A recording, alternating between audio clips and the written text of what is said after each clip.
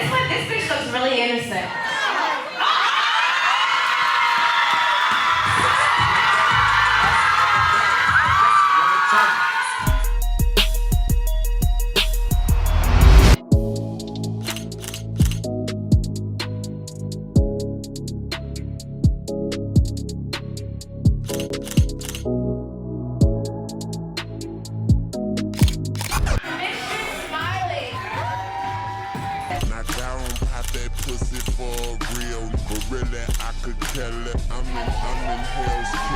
F-R-E-E, fuck nigga free. That mean I ain't gotta worry about no fuck nigga cheat. And I'm S-I-S. Come on, Mike.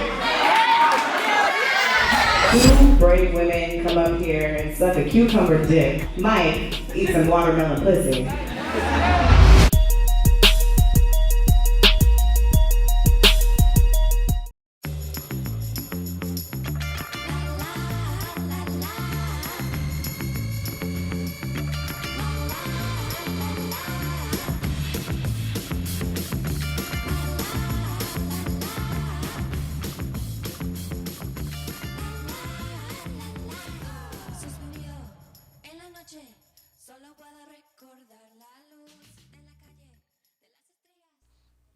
Welcome back to Good Moms, Bad Choices. I'm Erica. And I'm Milah. Happy Wednesday, tribe. Happy Hump Day, tribe. How's it going? How's it going there, dear? It's going great. It's going great. How you feeling? You feeling yeehaw or howdy do? Yeehaw, I got my leather boots on. I see. You look like a, what they call them there, a dominatrix. Here to kick some ass.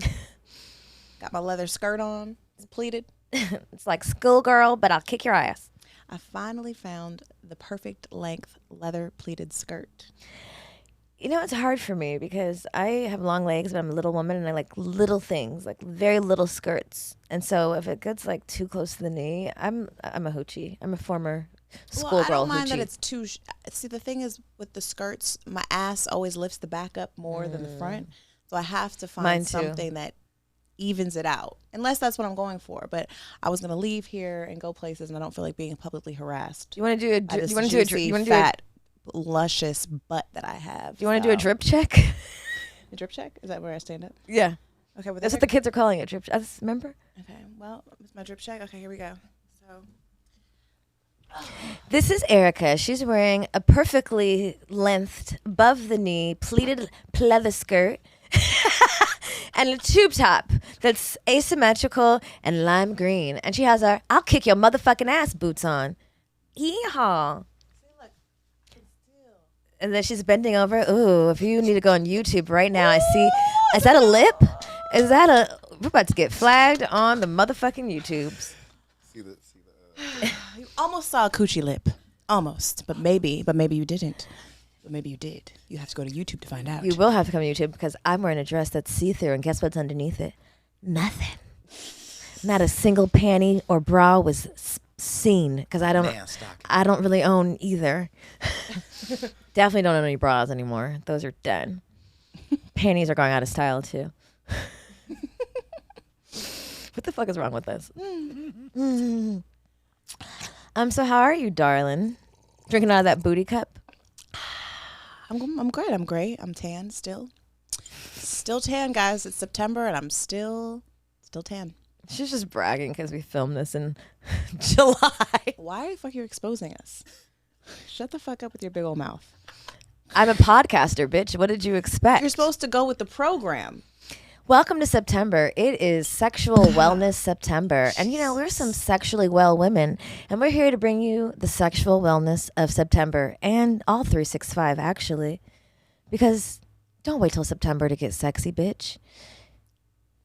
It's for you to access all year long, even past living.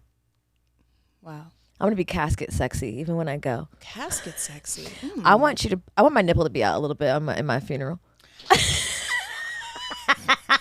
At my funeral. So you're gonna have an open casket? You're gonna be in a casket? No, but that sounded good. At my funeral, I want my nipple to be. I want to wear a sheer dress. Mama, make sure you put on my #1 club outfit when I die, because everybody gonna know I was that bitch in life and in death, ho. Make sure you got bottle service too. I want a little chest, like a little ice chest with like some Moet or something. The pink one. Why do you sound like a white woman? A white country woman. Where are we? I'm confused. Somewhere in America, a white woman. Are we at the club? Are we at the club? Or where the fuck? We're at the club in Middle America with a white woman who has a bob cut and hoop earrings on, and her husband name is Jamal. Oh, okay. Makes sense. Yep, Jamal Jr. is coming up next. Anyway.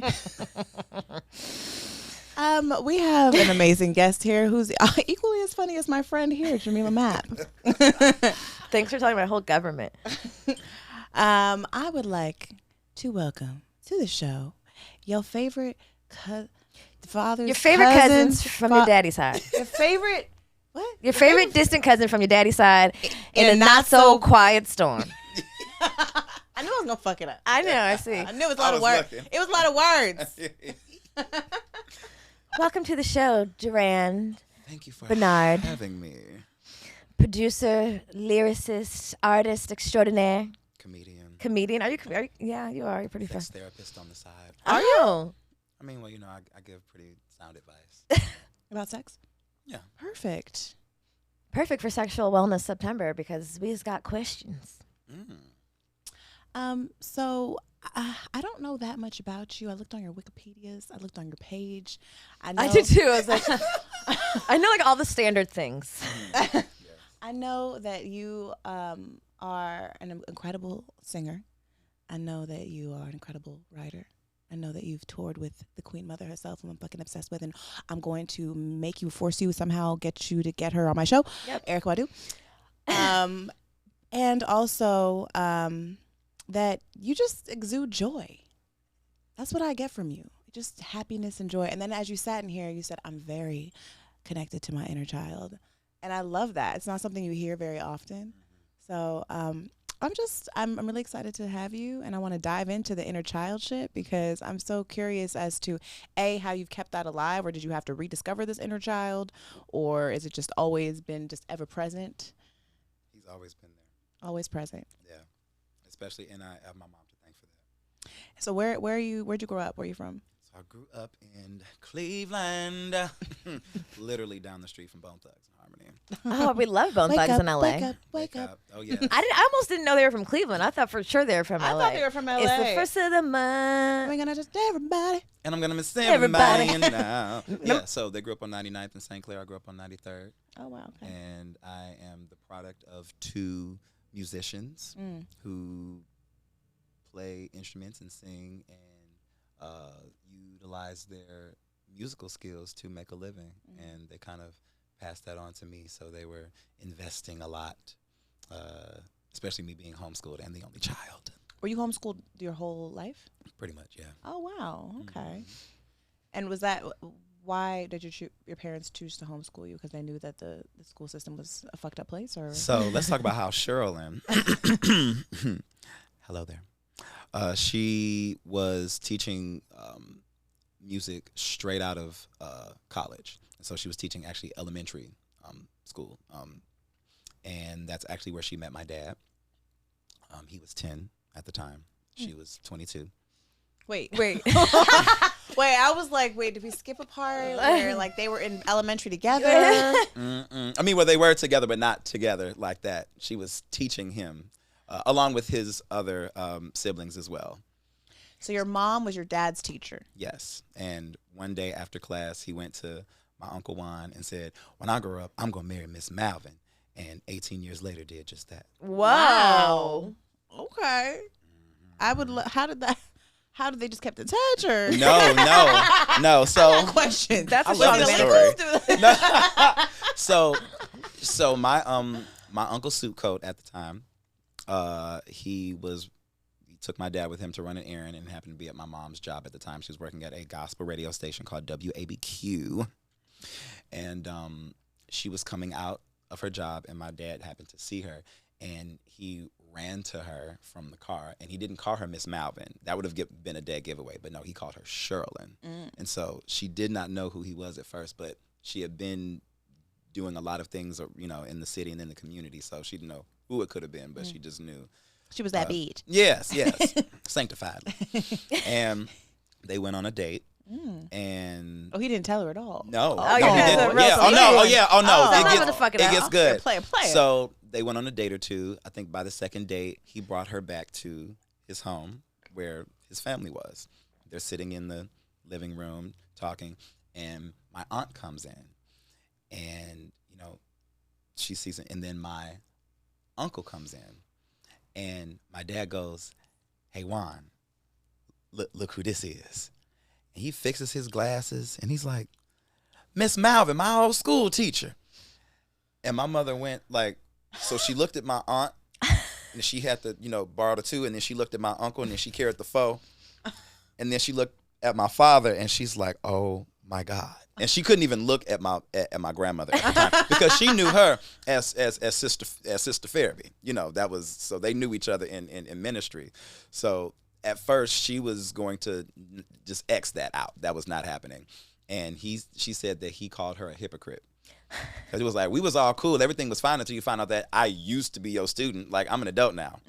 And she said that it was just his character, how people loved and liked him, his relationship with my grandmother. She was paying attention to a lot of things. But they only dated for a year before they got married, and 2 years later, had me.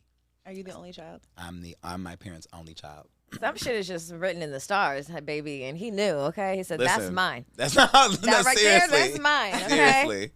but Sherilyn, that is all me.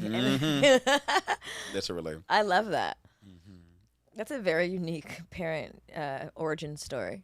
I know, right? So how did music? I mean, obviously, I know music wasn't in your household, but did your parents early on identify that you were like musically inclined, talented? I mean, I always say that music took me serious before I took it serious because it was always in the house. There was always, and because my mother was also teaching me, music was somehow ingrained into the curriculum somehow, some type of way. So even after I did, my worksheets, there would be a piano lesson, or we would be singing something, or so. I didn't know what I wanted. I thought I wanted to be an actor or a firefighter or an esthetician because I like picking at things, So That's me, child. I'm an esthetician. So it wasn't until I was 16 years old when my dad brought me on the road with him with Earth, Wind, and Fire because he's an audio engineer. So he's been taking care of a lot of clients. He did Jill Scott's first tour. What? He did Whitney's last tour. Oh. He did Nelly and the Saint Lunatics. He did Cash Money Millionaires. Rihanna. He did the Watch the Throne tour. Okay, Daddy's a legend. Absolutely. And also he did Bob the Builder as well. Okay, Daddy's a legend. Yeah. That really He's put the been out here cherry on top. on these road streets. So I came in as a production assistant and also working in merch, and I got a chance to see the behind the scenes, as I call the hive, that makes everything work on stage. And so after that tour, he said, "Is this what you would like to do?" And I said, "Yes, I would like to give this a try." So he's been managing me since then. Oh, nice. He managed you now? Wow. The family. I love that. So being at home and homeschooling and being in a musical family, we were talking about this earlier about like just your inner child, and we were also talking about beating your kids and how we shouldn't be doing that. What was it like? What was it about your parents, I guess, rearing that allowed you to kind of keep that alive? Because I feel like a lot of times it'd be the parents that be killing the inner child. Oh yeah. Well, one thing that I have to say is I had two different dynamics with my parents. My father did more of the raising with teaching sprinkled over it. My mother was teaching and guiding. That was the foundation, with a little bit of raising. See, when you're raising, I was told we raise cattle. We don't raise human beings. We guide and teach little people. And so because she was a teacher, she already had patience. And as someone, as a friend of mine, Chris, so eloquently put it, she didn't put your humanity on probation just because you were new here. She had enough respect for my human intellect, that if I asked a question, she answered it. It wasn't because I said so. They taught me independence. You know, she would give me an errand to run where, you know, we would run errands together, and she said, okay, take this in there and go to the, you know, to the front desk and give this to such and such. And if you don't know, just ask. So she always let me know questions are always all right, and nothing was ever off the table. And so that curiosity was maintained.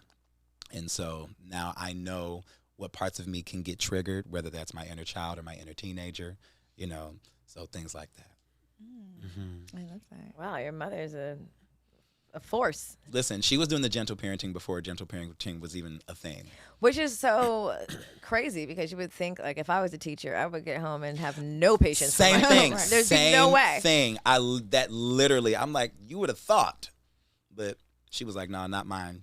He going to stay here with me. And so my thespianism and how I express myself, that's my mom right there. Because it's untainted. Your expression hasn't been tainted, where at a lot of times at young ages for kids, early on you learn, like, to shut the fuck up, because someone's probably told you, shh, shh, shh, sit down, be quiet. Well, here's the thing with that.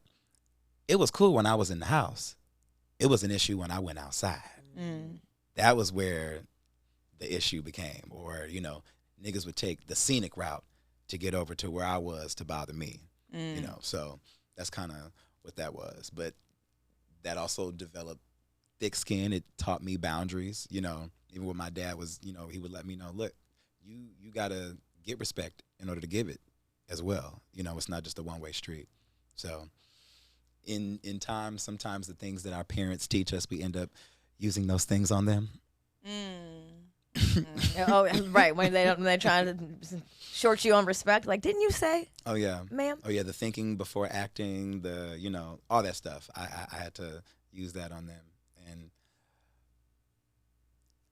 I think those are moments when you realize, yeah, we are becoming adults. You know, we are our own person. You know, and especially at some point, they're not even raising anymore; they're keeping us. They're providing shelter. Right. You know. That's true. Yeah.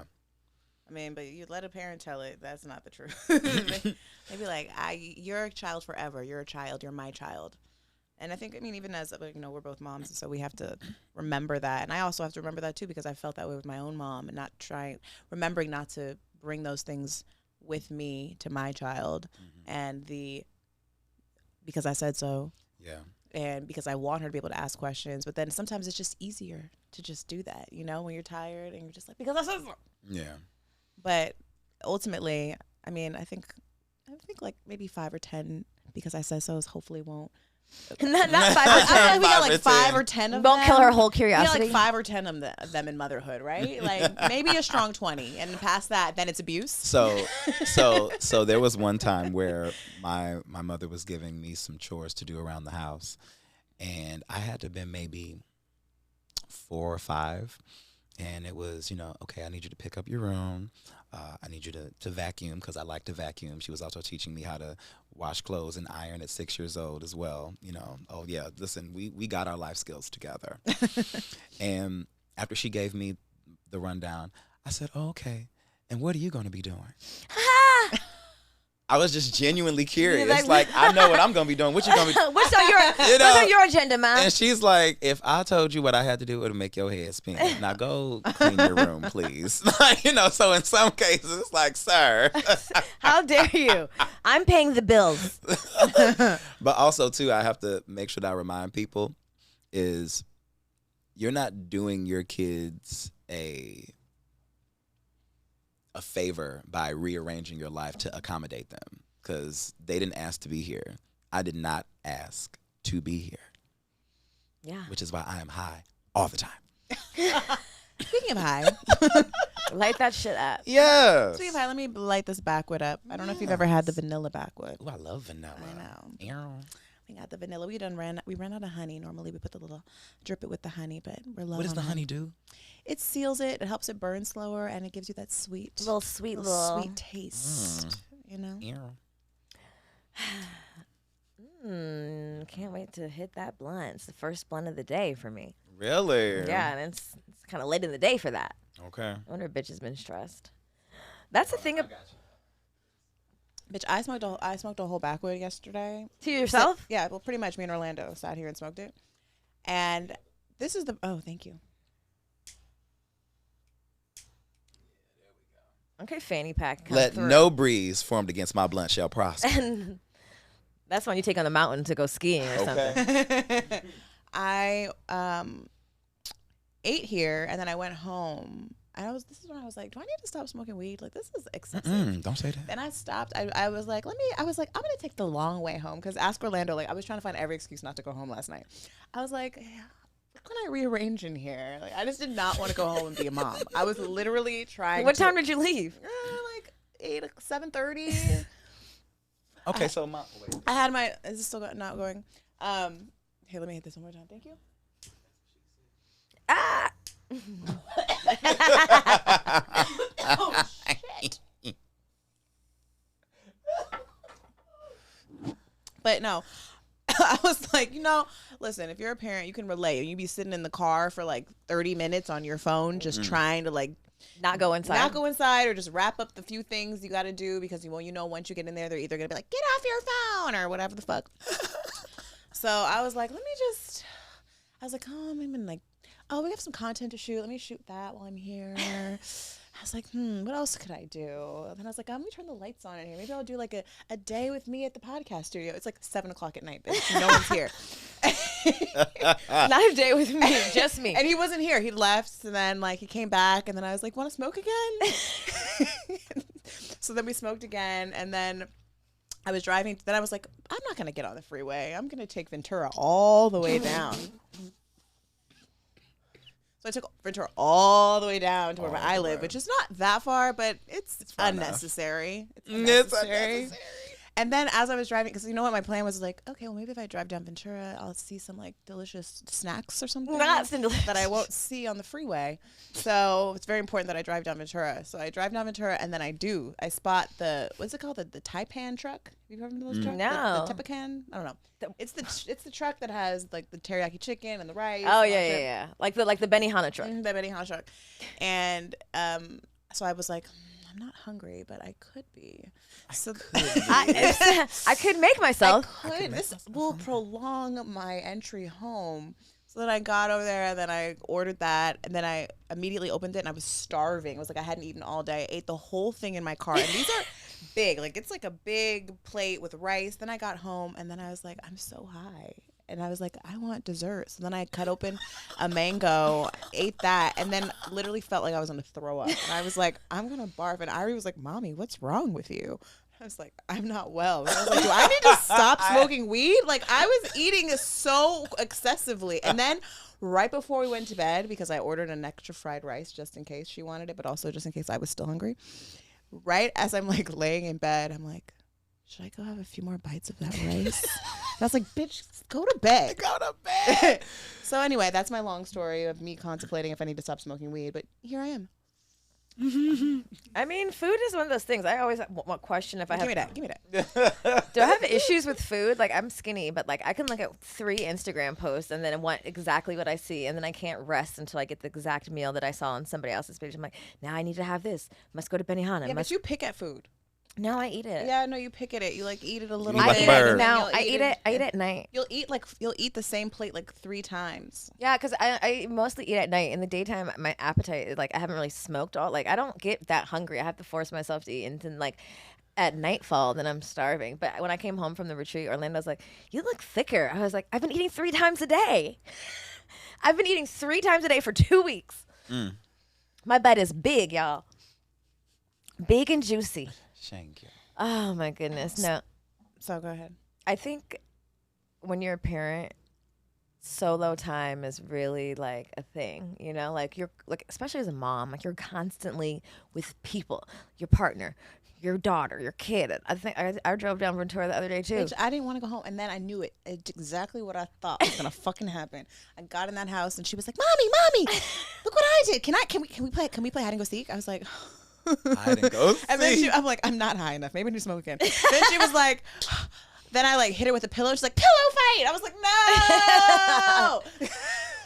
no. Weed makes you a better parent. And then I was like, can we just like cuddle and watch a movie? And I just saw her little like fucking heart die a little bit. They never want to just chill. They're like, they don't want to just cuddle and watch a movie. They want to do active play where you're moving around and looking for them and like doing lots of gyrating and TikToks. Is she the only one? Yeah. Gotcha. I laid on the bed. She's like, here, I want to show you something. Come into the other room. I want to show you something. I was like, what do you want to show me? Just come. I get up. Does she want to show me something? No, she doesn't want to show me shit. She just wanted me to get up, just to get up. And I was like, ugh. Kids, I mean, this is not a popular statement, but kids are annoying.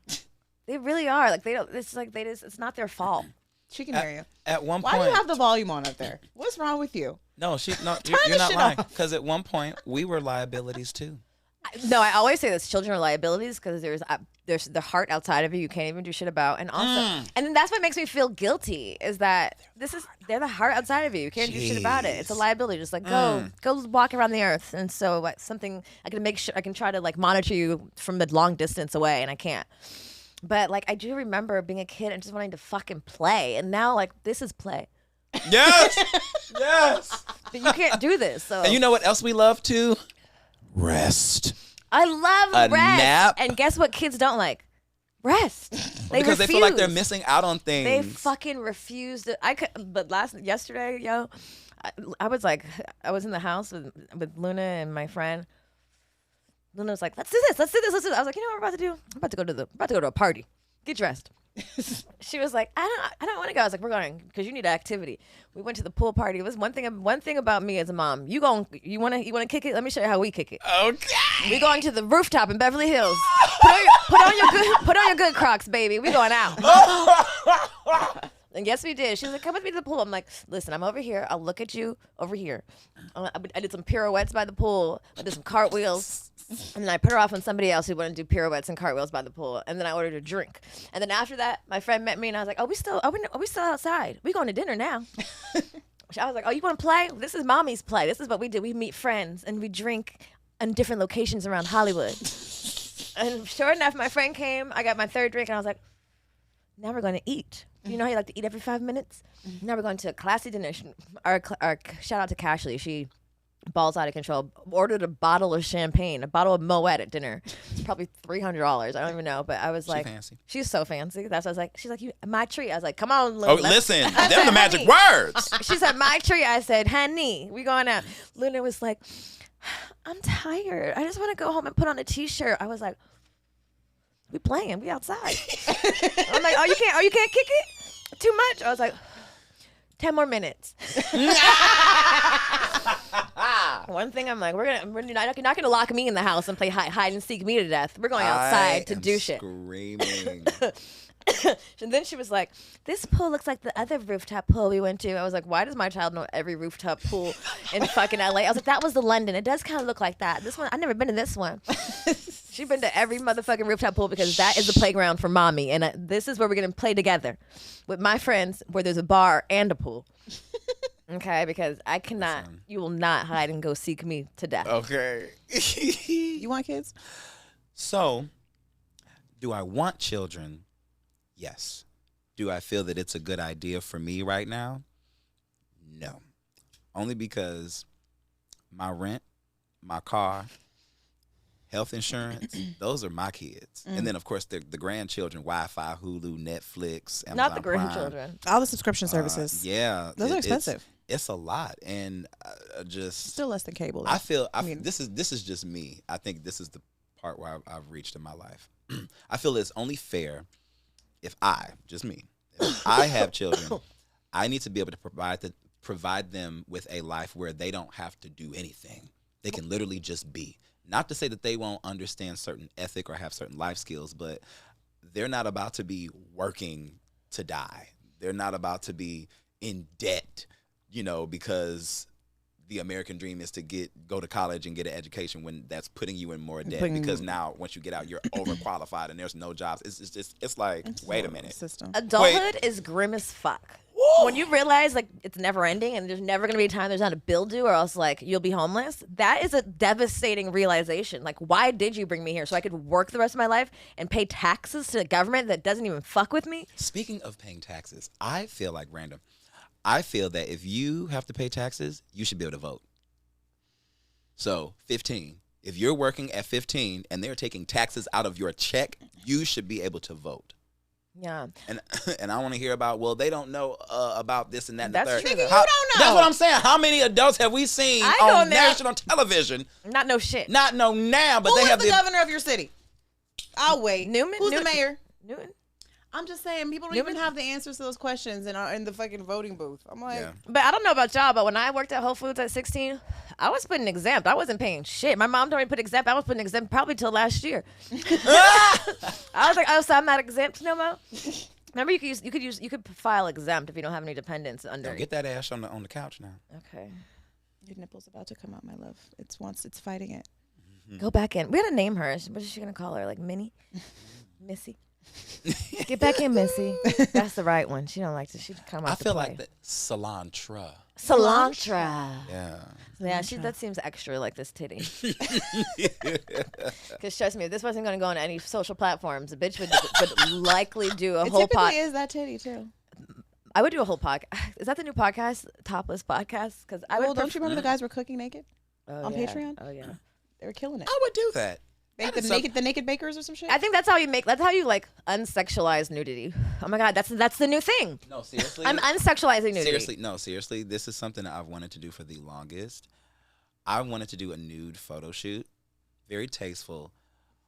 The kicker is that everything is going to be shown and the air condition is going to be on blast. That's brave. Oh yeah. I want to take as much sexuality out of the photos as possible. And also Wait, yes. Wait, I was like, why does the air conditioning take the sexuality? he know why the air condition would be on. Yep. I want to. We just hear. Yeah, I just want to represent for the growers, not the showers. As well. Not the growers, not the showers. Yeah, I'm a normalize growers, not showers. Yeah. You're a grower. Yes. That's a nice surprise, though. You're like, oh, okay. Yeah. I didn't see that coming. Yeah, that. Like, oh shit! It's like fucking the librarian, and then she takes off her clothes and she has like her nipples pierced. Like, okay.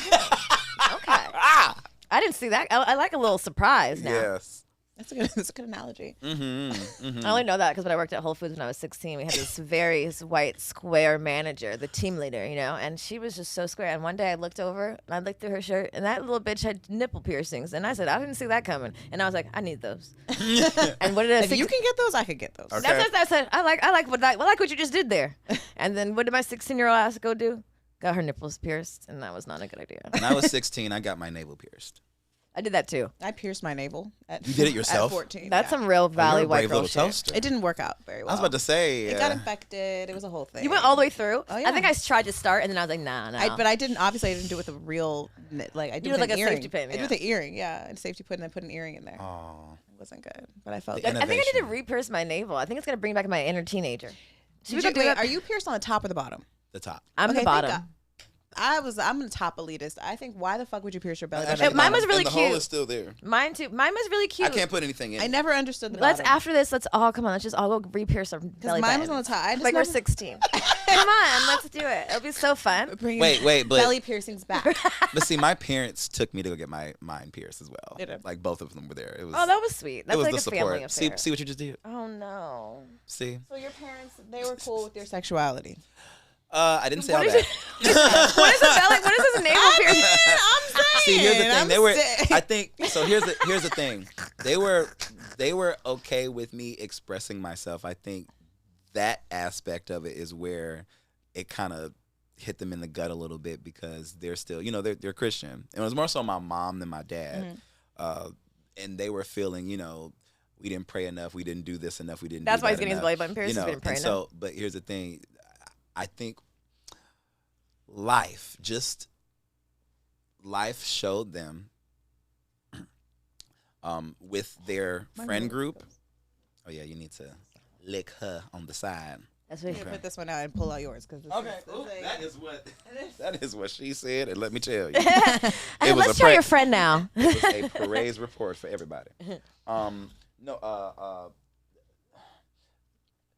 Their friends that they knew, especially from church, no shade, but a lot of their friends' children, they were in jail, out on the street, doing this, getting pregnant, and here I am liking boys.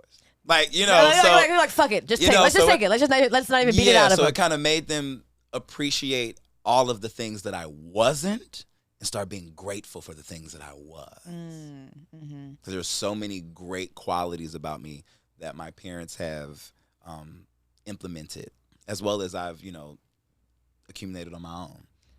But shout out to them for like having the wherewithal to understand that, because I was using that. I was trying to use that on my that line on my parents. It didn't slide so well. I was like, "Why are you mad at me? I'm just fucking. I could be doing a lot of bad shit, like getting pregnant, doing drugs." I was like, "God, they're so fucking dramatic." Now here's something that I just recently shared in the way that I'm sharing it. So there was a time where I told my father at 14. Pretty much that I'm not scared of him anymore. And also this whooping thing, this is going to stop. We're not going to do that anymore. Pretty much. And I said it very softly. It was very unprovoked as well, but it just been sitting on my chest. And we were in my room at the time. This is when I had a family computer. So my mother was on the computer. And she turns around and my mother is as white as this curtain. Because she's like, "Oh my God, what did you just say?" And he said, "What did you say?" And I repeated myself. I said, "I'm not afraid of you anymore. And if you try to whoop me for something that, especially if I didn't do it, then I'm going to resist." Now, mind you, my father is 6'2", towering over me. But there was just this, I just reached my peak. And also, I was implementing the things that he taught me. Because I just I got tired of living under the same roof with someone that I was afraid of. I loved, but I'm also afraid of you. And it's like, I just don't want to do this anymore. And so also to include that my dad is a third-degree martial artist. Oh, shit. So Shaolin Kung Fu. Right, yeah. Nobody wanted to mess with him. And we went down into the basement, and he gets in front of me, and he gets into his stance. And he's like, "Okay, let's go." And I stood there, not moving, with my hands to my side. I'm like, "What are you doing?" Like, what are you doing? And I think that also goes into play of how the emotional resilience and intelligence that they've also instilled in me. So even I'm not going to respond to this. I'm not going to react to that. Because you taught me not to. Because you taught me not to. And so when he saw that, it was just like, it made him, I feel like he had a moment where it's just like, okay, I'm tripping. Like, okay. I guess this won't work. And that was the last time that we had ever had to talk about that. And then a couple years later, unsolicited, I got an apology. Said, "I really wish I hadn't whooped on you. I wish I would have talked to you instead." But by that time, I'd already forgave him, because I understood he wasn't taught certain things. He didn't have certain patience like my mom did. Oh, here you go. Like my mom did, So me and my parents, we've been able to grow individually as well as collectively. And I think we did pretty good without therapy. I would have liked it. That would have been real dope if we had those tools. But the fact that we did it without that and just listening to one another, because their thing was, regardless of what we're going through, throwing you out is not an option. Right. You invested too much. That, you know what I'm saying? And I'm my mother's only child. She had me when she was 41. So it's a lot that has gone into this, us, as I call us, the tripod.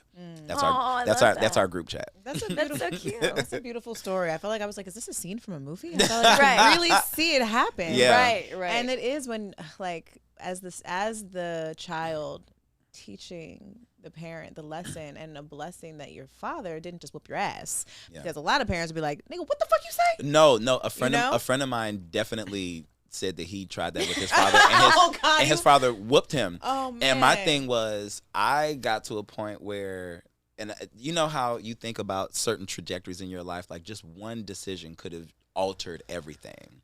And I think about, had that not been respected, y'all would know me on a level that would not be positive at all. Because it was going to be a me or you situation, and you might be able to whoop my ass, but I can take you up out of here. Right. Like, you will not be able to sleep under this roof if you put your hands on me again. Yeah. Like, that's where we got. Like, that's just where I was in my mind. Because it was going to get to that. Yeah, because it doesn't need to be that way. And so there's there's something that parents need to understand. There's a fine line between a child fearing you and respecting you. Your disappointment should be enough. Because they respect they respect your opinion so much. You know? Yeah. But that comes with building trust and understanding that they can come to you, talk to you, you can hear them. It's not just seeing me and not hearing me, you know. And this whole thing about you know, I'm not your little friend. One thing that I love about my mother, she let me know from the moment that I was able to conceptualize language. I'm your friend, just not one of your little ones. I'm absolutely your friend. I'm your best friend. You know, and she is. And I understood that there are things that I can do and say with her that I can't, you know, that I can do with, you know, the homies, but not her, because I have a respect for her. So I'm your friend, but just not one of your little ones. But that's real. I think, I like that. Okay, Yes. mama. Yes. I'm gonna have to say that one. some one-liners. But thank God for their emotional maturity, you know, their emotional intelligence, because a lot of parents, you start to grow up and you start to realize like they're children and they're not emotionally mature and they haven't evolved in that way. And just because you have a house and a job and you take care and keep kids alive does not necessarily mean you have the tools. And even us talking about like how we parent, or like, because I said so, sometimes I find myself doing things I don't even believe in, because that's the only reference to parenting I know. That's the parenting that I received. Yeah. And so I can consciously know, like, this is a whole ass human who probably has been here way more times than me. So like the respect is there, because I know I respect her intelligence. But it's crazy how you could just like resort to reverting into just the programming if you're not actively working against it, because you have to work. It has to feel. It has to be You have to be committed to it. And it's also not like gentle parenting, just undoing and deprogramming. It takes a lot out of you. One thing I would like to say, when parents have the misconception of saying, I was 15 once, I was 17 once. You weren't 17 when technology was what it is. Right. And and one thing, I remember one time my dad said, you know, ain't nothing new under the sun. I was like, yeah, but the sun ain't seen tomorrow. Not the family, a one-liner. One-liner family. Like, I ain't seen tomorrow now, you know, so we have to understand that each person is different and we're having our own experiences. This day is being experienced 8 billion different ways. Literally. This is somebody's best day. This is somebody's worst day. This is somebody's first day. This is somebody's last day. Ooh. And don't forget the stuff in between. It's just, Just a regular day. Just a regular. Just like yesterday. Yeah. And the 100 days before that, because every day is similar. Yeah. That's profound when you really think about it that way. I've never really thought about it that way. And it feels so important, but also not important at all. Like, that's why you have to just live. That's why you just have to live. Would you want to be 16 in 2023? Fuck no. You couldn't pay me. No. You could not pay me. I shudder at the thought of having access to Twitter and Snapchat at 12. Right. Shit, I mean, yeah, because what did I have at 12? Wild Wild West. You had the skates. You had like the I had outside. They had online. I had Okay. outside and I had Totally. I was on the internet though. I remember age, sex, location, like Oh, yes. chat AOL, AOL dial chat up. rooms. AOL. But you weren't on it like how we're on it. Yeah. No. You had first of all, we had family computers. Right. We had to share. You could only be on there like maybe 30 minutes to an hour. If no one was home, maybe an hour. You Right. really get into it, you know. But They had friends over. Yeah. Yeah. And downloading a single song, please. Okay, can't like LimeWire. It's my time. Oh, sorry. I'm sorry. My rotation's fucking. I'm the queen of fucking up rotation. No, you're good. What was I gonna say? Oh, LimeWire and Napster. Kazaa, Morpheus. Wow. Yeah. I mean, even you saying like you went to go get your navel pierced, and like they both went with you and supported you, and you were 16, and like even your mom being involved in the church, that's huge for then, you know, like when you were 16 years ago and shit. So it's Let me give you just a little tidbit because I'm writing my book okay. and I have different chapters. I one about my dad, one about my mom. One about my mom, I was talking about the times where people have spoke about me in her presence and she lit into their ass. One time we were in church and I had to be maybe three or four, and her and one of the ladies in the church caught eye of me running down the aisle. And the lady goes to my mother, "Oop, there comes that bad little Fairby boy." And my mother was like, "Who are you talking about?"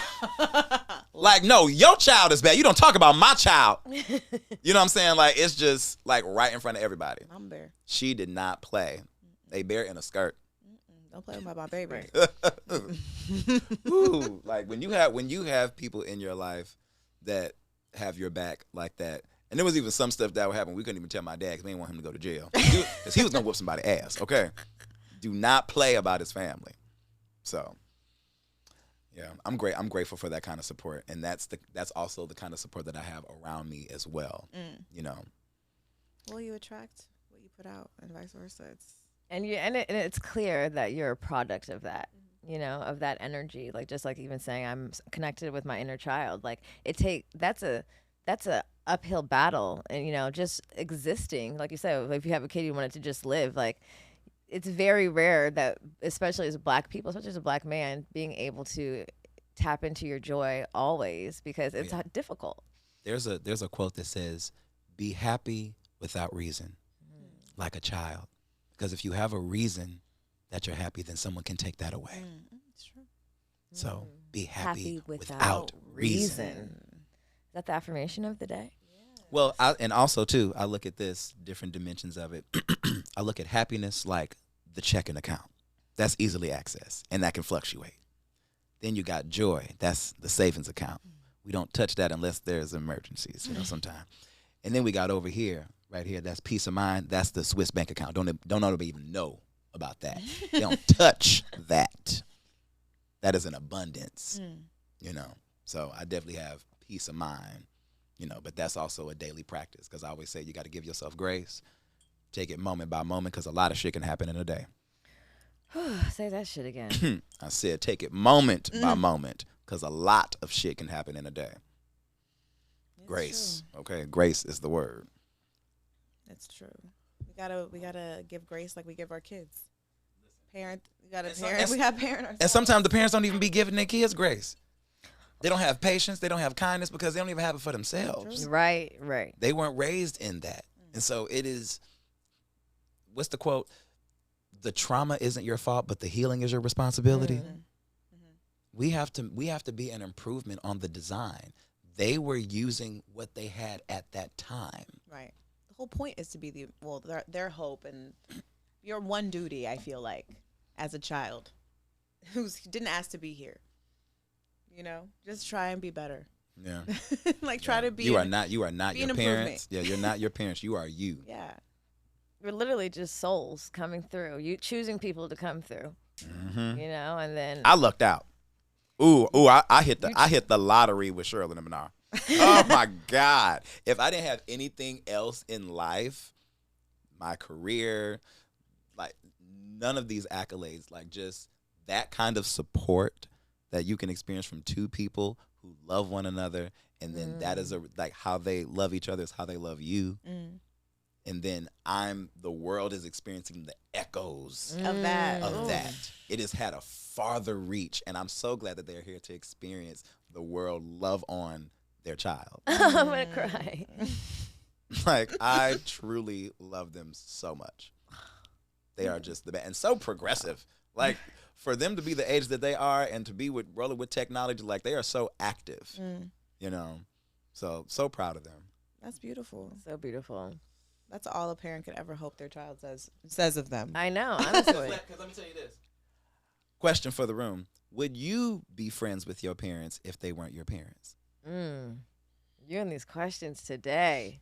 Why are you trying to trigger me on my own show? Baby, listen. The fuck? Listen. As Chris Gray said, I like being triggered because it's a catalyst for growth. Why am I being triggered? What is okay, that? I don't like that feeling. So let me get to the root of that. Let me look at this. What is that? Let me take inventory.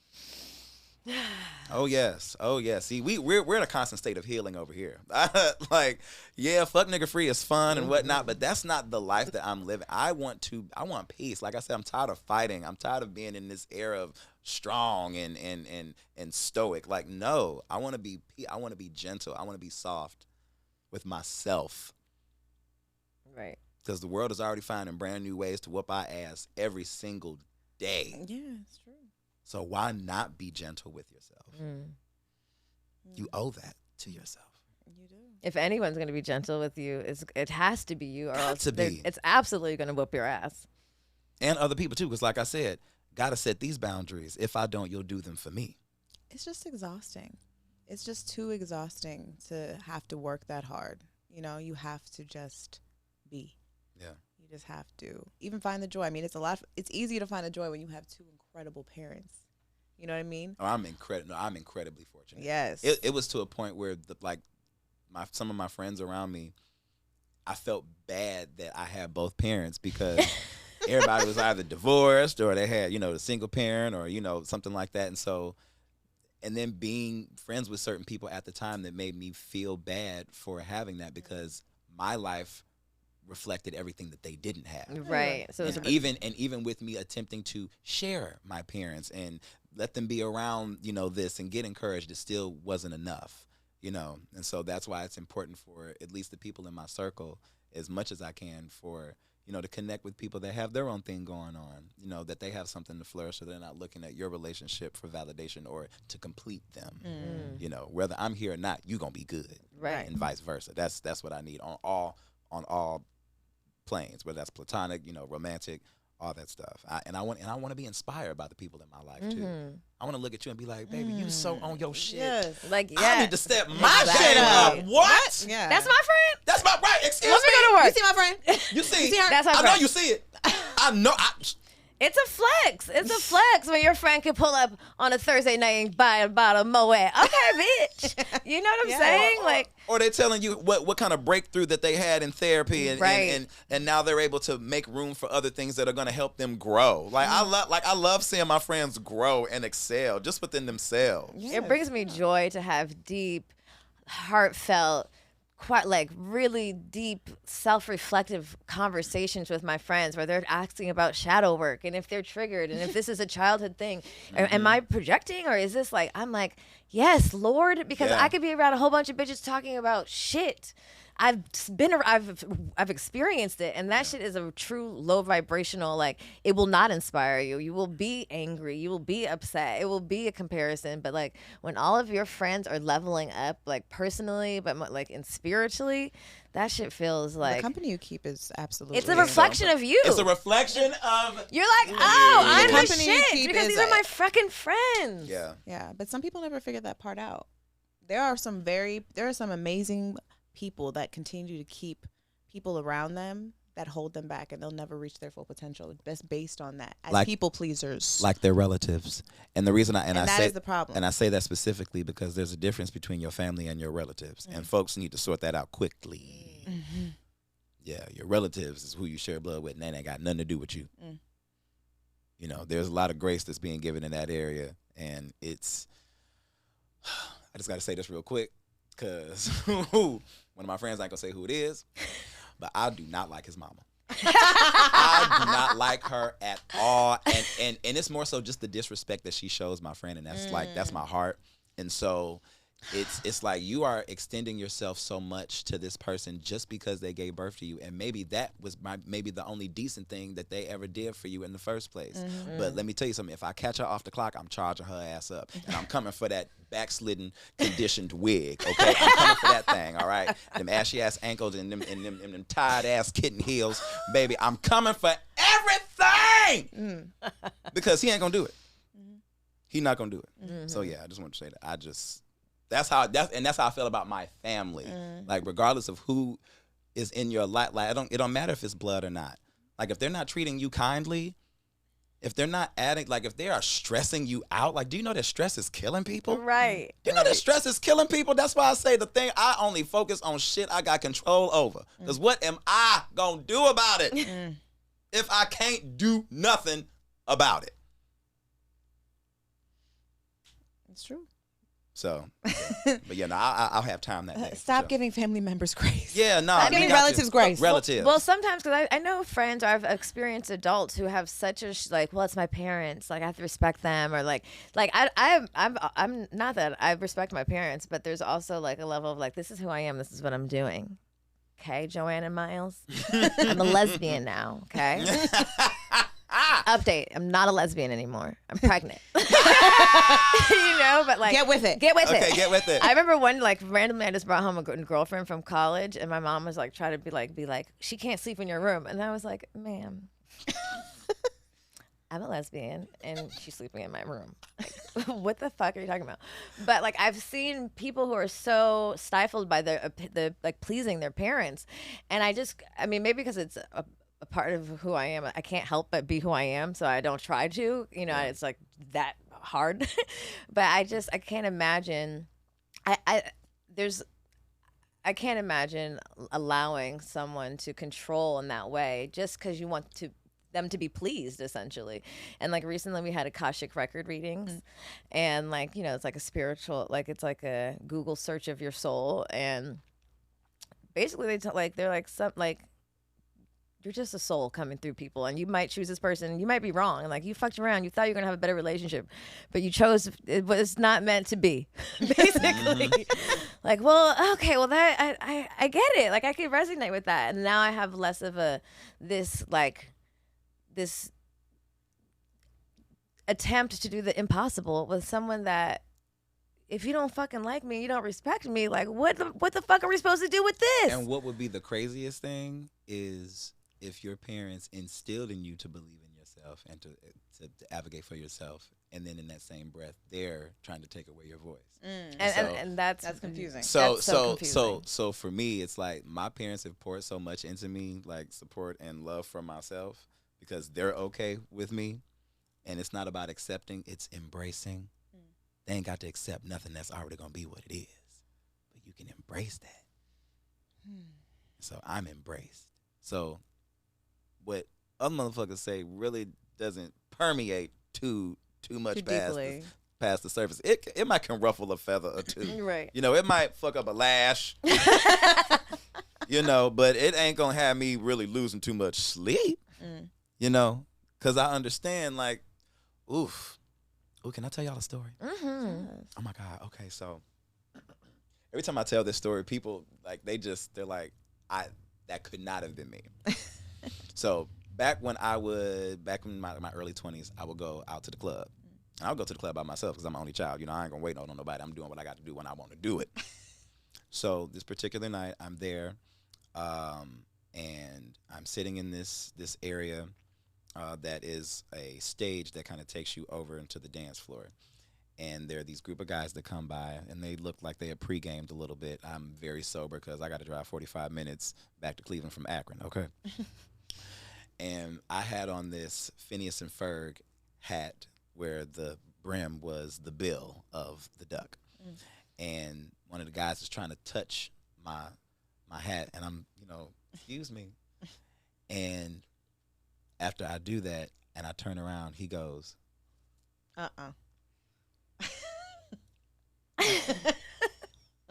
internally. So I had about 5 to 10 seconds to immediately jump into myself and assess the situation. So we had one side of me that was like, look, you can take an elbow to this nigga back of the head, and like, because, we ain't gonna play that. And then there was another version that said, well, let's go down the list. There's one of you. There's 5 of them. That's one. Number 2. Logical. Right. You like coming to this establishment, so even if you are justified in defending yourself, they're going to put everybody out, including you. Number 3, and this is the question that I really want to know. Is your life in any immediate danger? It's not. Then you need to walk away. And that's what I did at 24. That's the last question is the one that more people need to ask, because if you really answer that honestly, it ain't. Because it's not necessary. It's really because ego. you understand, I have things to lose. Right. If I start cutting up a fool with your ass. Right. Yeah. We Right. really need to start really thinking. That's what my parents will always say, think before you act. That was something that was drilled in. You got to think. So. Analyze. Does Does this seem like a good motherfucking idea? Because I don't even know. Like, I mean, I'm just thinking like at 35 right now today, would I ever react like? This was a nice little. My head went. You know. Yeah. But again, and also, I was sober. He was drunk. Right. That was the other thing. Another, right. Like, I'm in my clear mind. You're tripping. You know what I'm saying? Yeah. Yeah. No, yeah. I mean, I think a lot of people thought that. I mean, instinctually, you want to like, you know, but I don't. There's very little that would provoke me to violence. I have felt rage though, where I have slapped a nigga before. I did slap. Why you slapping people? Because there's no excuse for it. I think because I experienced it myself. Like I experienced violence myself, and so that's how I started to learn how to like protect myself. And then when I would get angry, I felt like that was the only way. When I experienced violence, even if it was like a violent form of communication, it triggered me. Like, get the fuck out of my face, you know? Gotcha. But no, violence is not the answer. Absolutely, that's always gonna be my last one. Not because the answer. If I feel we gotta throw blows, that means it's a me or you situation. Like Right. So we're not gonna do that. Yeah. No. I think I just like the visceral reaction for someone like putting their like touching you in any way, like it's like you're like knee jerking, you know. Now I don't know what would happen if someone like spit on me. I've never been spat on. Oh, that's. Like that, there are just. I feel like I like chase. I have like. I would have to do it. A running. Something would have to happen. No, seriously. Maybe I'll bum rush you real quick, and then I calm down, and then I walk away. So wait, slowly. Is it just me, or are there a few versions of yourself that you never want to meet or encounter? Yes. Being spat on. I don't want to know that version of myself. I don't want to know the version of myself where I am being struck by my significant other. I mean anybody, but like especially, like that is not the house. Like nah. I've met that version of myself. I've met versions of that, and that it can create a violent person, and then you'll start to like that person will show up in places that are not like justified because that's like kind of like learned behavior. I've definitely. Like saw that I took like after being in a like relationship that was like violent, that I took that with me, and it took time to like unlearn that. Yeah, no, it's heavy, especially love will confuse you, and sex will confuse you. Sex and violence. Wait, have any of you ladies ever been dickmatized? Absolutely. Yes. I don't know what that's like. Can you take me through just when you know, you meet someone and the vibe, the energy, the sex magic is so powerful, but the integrity is not matching up. Have you seen the Exorcist? Yeah.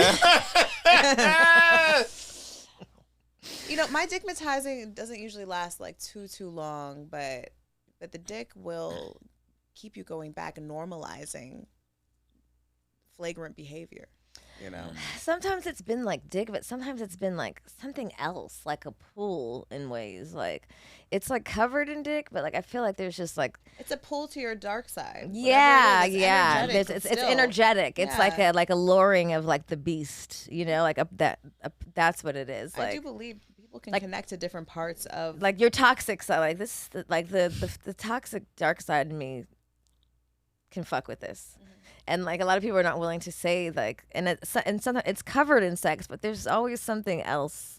That sex is that little added sprinkle of sex magic. And I'm like, maybe it's like a soul tie that's covered, like you know what I mean. But it's always been like, yeah, it's definitely like some dark sided shit. My Lord. You don't know nothing about that life. I don't. I think now that you're describing it, I might have dickmatized someone. Oh, yeah. You're the. But see here. No. Here's the thing. You're that motherfucker. Wait. Let me explain. So this was more so with. So I did a song called Curiosity, another song called Relocate, and I was talking about my first sexual experience with a woman, and she knew what this was. It was not anything, you know, that I was keeping to myself. She knew I had never had sex with a woman before, and it was something that I wanted to try. And so she offered herself because, you know, she's like, oh, absolutely. And why not? Right. Okay. So and this was supposed to be a homie of mine. And so as we got into it, I started to feel that she was treating me like one of her niggas.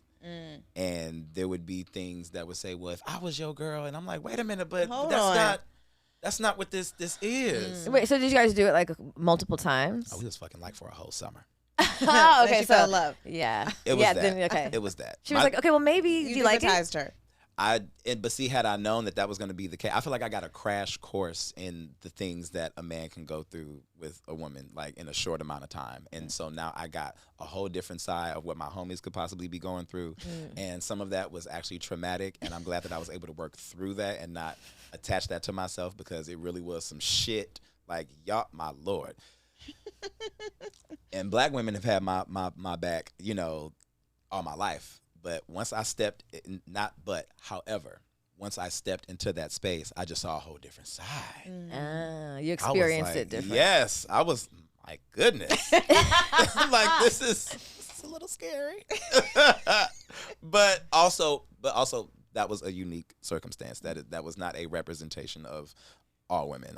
That's not. Do you date all types of people? Are you I'm gonna fuck around and find out sexual. Okay. Not a fuck around and find out. Let's fuck around and find out what that's like. I don't know what I'm. Different of course, races, all different types of people. And although there's nothing like black men, or just but I'm open to a lot of things. Yeah, whatever makes sense, whatever is safe, whatever feels comfortable. There's mutual respect, and communication, articulation within the communication, so that we can have comprehension. Comprehension. Oh, I was reading something, a meme on, or some sort of quote on Instagram, and it was saying how it's not that people don't know how to communicate, it's the comprehension. Yeah. And I was like, oh my God, it's so true, because some people you can just continue to communicate with, and you're like, how is this not? And it's the comprehension. Yeah, it's the comprehension. And that's big. And I feel like comprehension has gotten lower and lower and lower, and that is in part due to all the distractions that our brain has to interact with all the time. And I believe that it literally, that's the first thing it starts to chip away at, is your comprehension. Yeah. Not even like your attention. It's like how well you can understand and compute things, and it just breaks it down from there. Anyway, I just got deep, but the comprehension part is serious, because I'm like, how many conversations have I had with people, specifically men, because I feel like we speak two different languages. And I was like, it was like, I said something, I was like, okay, now you say it back. It was like, that is not what the fuck I said. It was like that. It'd be like that. I'm like, that is literally not what I said. And I'm like, whoa. It's like when you play telephone, and by the time you get to the 10th motherfucker, it's some other shit. I'm not immediately. I'm not gonna hold you. I realized that when I was dealing with my, we ain't cool no more, but I got sent a paragraph, J.K. Rowling style, no stanzas, no spaces, all that, and I responded, okay. J.K. Rowling. Like, that's how I knew. I was like, wow, I'm here. Oh, women, we will write a paragraph. I mean, I will too, but like, damn, no spaces? No breath. Straight like, not even man. You remember Kermit?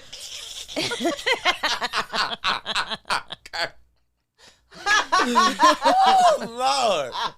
Oh, my God. I'm dead. Guilty. Oh, no. Guilty. Listen, I love y'all. I would rather talk. Wait, what's up with the card? Oh, the card. Oh, the card. I'm not high. The card. This goddamn backward, y'all. I told you. You ready for the card? Take it over. This is the one. Okay. I got it. The world. Okay. So you pulled the world, and the world says completion, integration, accomplishment, travel. It says here that when the world card appears in a tarot reading, you are glowing with a sense of wholeness, achievement, fulfillment, and completion. A long-term project, period of study, relationship, or career has come full circle, and you are now reveling in the sense of closure and accomplishment. This card could represent graduation, a marriage, the birth of a child, or achieving a long-held dream or aspiration. You have finally accomplished your goal or purpose. Everything has come together, and you are in the right place, doing the right thing, achieving. Oh, wait, what happened? My eyes. I was just getting good. You are in the right place. You're right here with us. That part. See? exuding all of this good juju. Sorry, guys. I'm high. I can't see. Oh. Wait. You can't see. You can't see. I can, You need but. glasses? Spread it out. Okay, I found it. Okay. Oh, God, I was worried there for a minute. You have finally accomplished your goal or purpose. Everything has come together, and you're in the right place, doing the right thing, achieving what you have envisioned. You feel whole and complete. Now, the World card invites you to reflect on your journey, honor your achievements, celebrate your success by getting your navel re-pierced, and bask in the joy of having brought your goals to fruition. All the triumphs and tribulations along your path have made you into the strong, wise, more experienced person you are now. Express gratitude for what you have created and harvested. I feel that. Gratitude. Speaking of, okay, real quick. I just want to do something. I need to put on for the only children out there, okay, because we are out here. Okay. Put on for them. Put on for them. I just want to say, and I was also homeschooled. So a lot of people think that only, well, especially only children, but children that are homeschooled are not properly socialized and we're awkward and we're weird. However, I would get oh, you are? When I would tell people that I was, because I didn't. So I just made a list of some of the ways that I was socialized, and I'd like to read that for you. Come on. So my parents socialized me, my cousins and my relatives, family reunions, kids in my neighborhood, church, other homeschool kids, other adults, Cleveland Institute of Music for Movement, Christian Music Academy and piano recitals, Cleveland Playhouse Square for acting, skating rinks, barbershops, Discovery Zone, Chuck E. Cheese, martial arts, the poetry scene, open mics, concerts, theater, theme parks, traveling, driving school, dance groups, the ballroom scene, clubs, various jobs, bartending school, group projects, museums, yoga school, and social media. I was socialized. And then as far as the accumulated life skills and various practices, we have critical thinking, doing laundry and ironing at 6, exceptional hygiene, basic cooking by 10 years old, money management, opening up a bank account, building credit. My mom added me on her credit card as a teenager. Reading and literature and reading comprehension, how to hook up and connect things, emotional intelligence, not reacting to words, thinking before I act, sexual health and education. That took a village. Mutual respect, eye contact, manners, empathy for others, how to be a friend, accountability, how to ask for help, listening, work ethic, vehicular comprehension, accountability, kindness, boundaries, forgiveness, damage control, grace, stability, therapy, compassion, trust, vulnerability, discernment, discipline, compartmentalization, gratitude, and of course, sense. We were socialized in a way that was not the normal way. And at first I didn't appreciate it, when I was younger, but now seeing how all these things I still utilize these things. And they have not only have they opened doors for me, but they've allowed me to create my own doors to be able to walk through. Most importantly, because ain't nothing like waiting Sometimes for you somebody got to build the door and open it your motherfucking self. Shit yourself. Say it again. Build it yourself. Say it again. Okay. Bob the Builder. Say it again. For real. Make the lane. Get in it. It's yours because you created it. Absolutely. Build the building in which you do it in. Buy the equipment.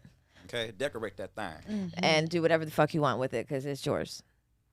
And you made it. And now look, everybody loved it because they didn't know they needed this door. Nobody else's. Tell me, baby, it ain't nobody. It's yours. Shout out to Sherlyn and Bernarr.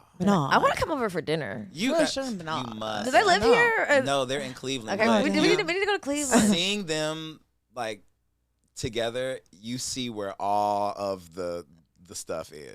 You see where I get it from. I love Oh my it. God, my mother is a smart ass. Father is just a jokester. Like just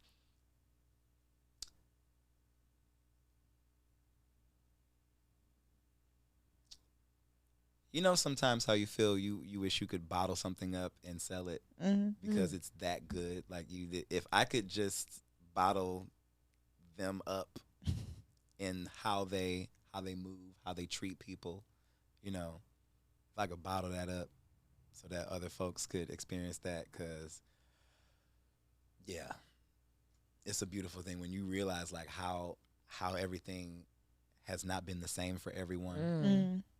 And even in my, like I said, even in my own journey, trying to extend what I had for others, you know, because I felt like, oh wow, you don't have a pops, you know, that would encourage you or check up on you, and you know, and it's like my dad calling my grown ass homies, you know, asking how they doing, you know, tapping in, you know, so that kind of stuff. It becomes the father figure that, or an additional father figure, you know. For sure. You're the product of like what it looks like to be raised in a safe space, you know, and I think people underestimate safety. And then you get into relationships that are not safe because it reflects the unsafe space that you were created in and raised in and grown up in. And so you're constantly seeking something that you've never been provided. You've never felt. And so then you have, you know, friends that are like, they see an example and they project, especially being probably teenagers or kids, like not understanding how to process that. Like I thought this shit was only what you see on TV. Yeah. But like you are the product of like growing up with parents that loved each other and of like a real true love, and also extended that safety. So it's boundless. You never felt like you couldn't be yourself. You know, you never felt like, oh, I can go get my navel pierced. Oh, I could go like, I don't know, care what everyone else is doing. This is what I'm going to do because you've been cultivated in a safe haven. And then that gives the child the confidence to go out and feel safe in their body, whoever they are, sexually, fucking wardrobe, musically, creatively. I could do this and do this. I'm gonna make this list because I want to. You are not programming your child to go out into the world and become, essentially like a machine, a limited version of themselves. Such a contained version of yourself when you're, and like it's beautiful to see, like, you know, just the love cultivated through you and just how you show up in yourself, you know, and like how comfortable you are in your skin. And I think that like that's like you can see the safety, you know, and it's so beautiful to see, and people underestimate. And I'm so glad we get to talk to so many moms listening to this right now, because I hope this conversation makes you like sit and say, am I really cultivating a safe space for my child? Yeah. Because ultimately as parents is like, you know, the world, like you said, like it's fucked up. Yeah. And the very least thing we could do is make soldiers of joy and peace and wellness and happiness. Yes. That is the antidote to this chaos, to this absolute fuckery that's happening, is creating children that are, you know, just emotionally intelligent and mature and compassionate and free and I would like to, I'm sorry to interrupt. I would like to say possessing emotional intelligence, and I like to use that word over saying I'm emotionally intelligent, because I feel with having the intelligence, it gives room for things to fluctuate. It gives room for error. You know? So yeah. I think it's just like, you know, your parents are paying it forward essentially, like, because while you're here and you're in this existence, like, you might as well create spaces where you're actually healing whatever the past traumas were, because I don't know what their parents were like, you know, maybe they were amazing parents as well, but karmically you are creating just this, you're creating good and joy that can be passed on, and where you see legacies and people that are just consistently in a fucked up position because they are not learning the lesson of life, and every lifetime is inheriting a repeat. And when you're speaking of your parents and just meeting you now, it's like you've done the due diligence. The due diligence is happening. Do you know what I mean? It just is.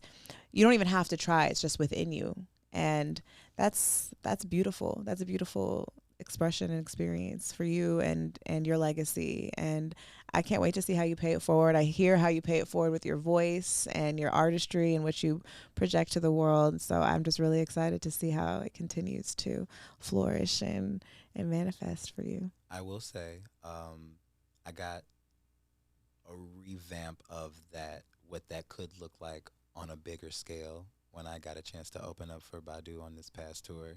Because I was doing backgrounds, but I also opened up 2 dates in Newark and Norfolk, because I haven't hit those cities. I wasn't going to hit them on the new dates, and I didn't hit them on the earlier dates. And to be in an arena that far away from people, I'm usually in a theater or in a club, and I'm able to touch people and be close. And I was wondering how I was going to translate some of the things that I do, because it does feel like a group therapy session. It feels like a kickback. It feels like we're all here, just enjoying one another's company, like a family reunion. So how will that translate in an arena? And it was when I had people say, when I say fuck humble, you say it's giving gratitude. So I repeated that twice, and I asked the room, do you know what the word humble means? And they said, and I'm like, well, I'm so glad that you asked. Being humble is having a low or modest estimate of one's own importance. And I said, now be goddamn if I'm going to be humble looking the way I look, being who I am, going through what I've been through. I said, instead, I operate in gratitude. And gratitude is to extend kindness and to be thankful. And you can be both those things without having your head held low, trying to be humble. Right. And so, or having them turn to each other and say, turn to your neighbor and say, I'm proud of you. Turn to your other neighbor and say, it's I'm not proud one of or the you. other. Yeah.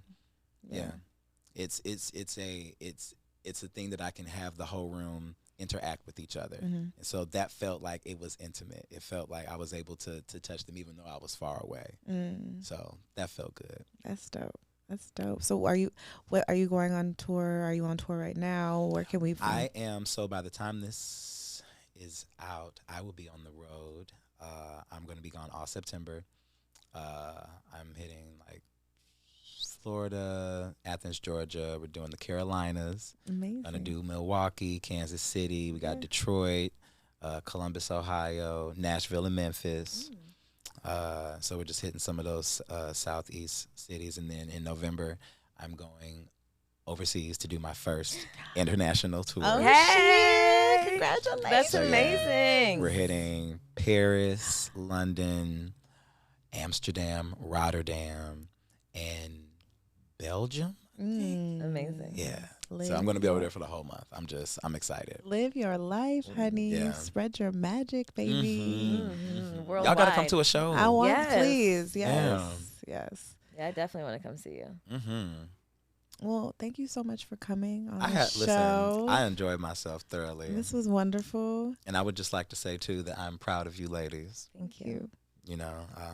Just doing your show. I've been, just keeping my eyes peeled to the ground, and but as far as the podcast, and I'm just glad that you guys are still doing it, and you've been able to get it to where it is now, and yeah, I'm glad we got a chance to sit and chat. Thank you so much. I appreciate that, and we're friends now. You're stuck with us. You're in our hood too. We're gonna hang out. Absolutely. I'm so here for that. We got so much stuff to be. Shoot, let me know what you're doing tonight, honey. I mean, shoot. You know, she got her good skirt I got on. my leather skirt on. She got her I love good skirt it. on. Wait, did y'all see my socks? Man. Come on. Y'all see my socks? I got my my Snoopy, my Those look like, peanuts. look, we ready to go. Y'all ready to go? Oh wait, do you have a Hori? What's that?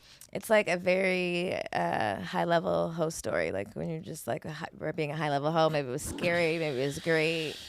Maybe, yeah. Okay, so I don't want to call this like a whole story. But first of all, HO is an acronym for happiness over everything. So I always, make sure that my happiness is a priority.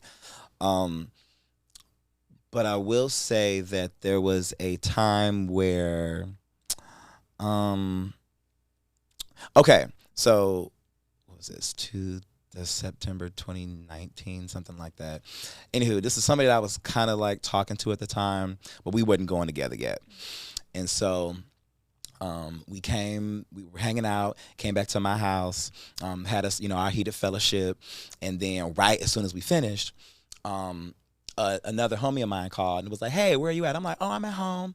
I was like, "Oh, well, pop by if you're not, this is a regular thing. Like my house is very communal." And so somebody popping over at 11 to 12 o'clock is not any out of the ordinary, especially since I'm up.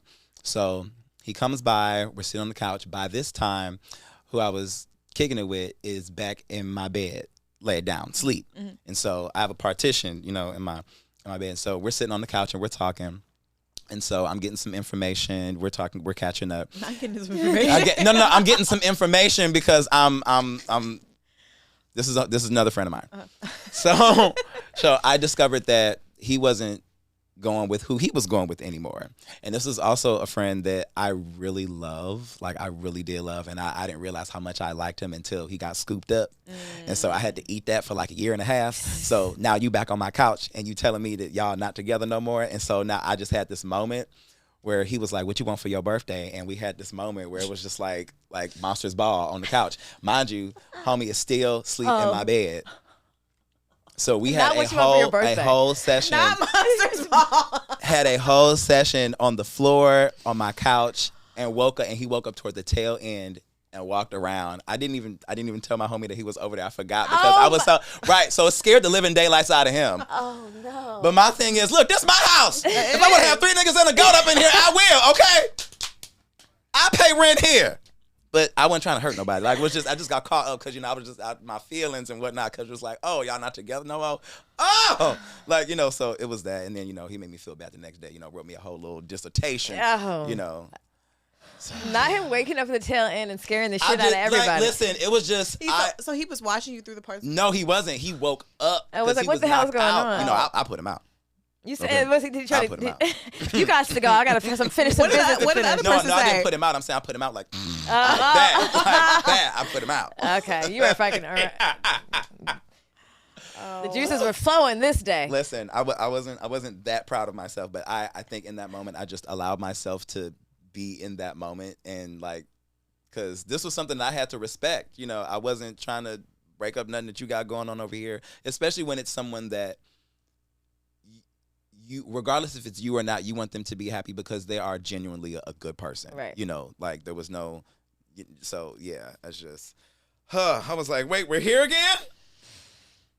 Sometimes you got to do what you got to do. Sometimes you just got to tap that ass. Yes. You don't want to be a vibe killer. That part. It was just too perfect. I couldn't even think about what was going on the other side of that partition. Sometimes that was yesterday. You gotta just go with the joy. You gotta prioritize your vibes. Your joy. Sometimes your vibes are not gonna be prioritizing yourself. You chose yourself in that moment, and I'm proud of you. I am proud of you. I'm proud of you too. You did the right thing. You did the right thing. You did. It wasn't even your nigga. I co-signed this story. I co-signed this horror story. I co-signed it too. Yeah. It was very honest of you. Listen, this is what's happening. Because you're right there. Listen. Tell the people where they can find you. Yes. So you can find me on Instagram, Twitter, Spill.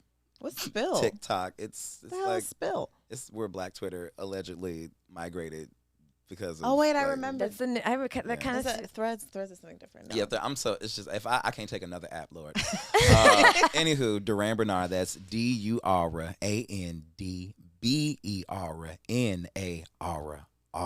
and that's your favorite cousin on your daddy's side in the not so quiet storm. Please make sure that y'all check out my tiny desk. Okay, NPR. We just cracked 1 million views.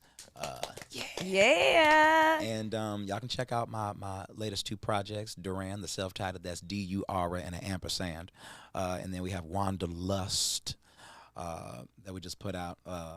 So yeah, and check me out on the road, y'all. Whenever I'm coming to a city near you, I'm doing Soul Bloom in Sacramento, August 20th.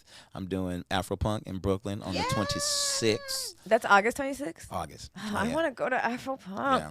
Oh, and I'm also doing One Music Fest in Atlanta at the end of October. Oh. Kendrick and Janet are headlining. Ooh. No big deal or anything.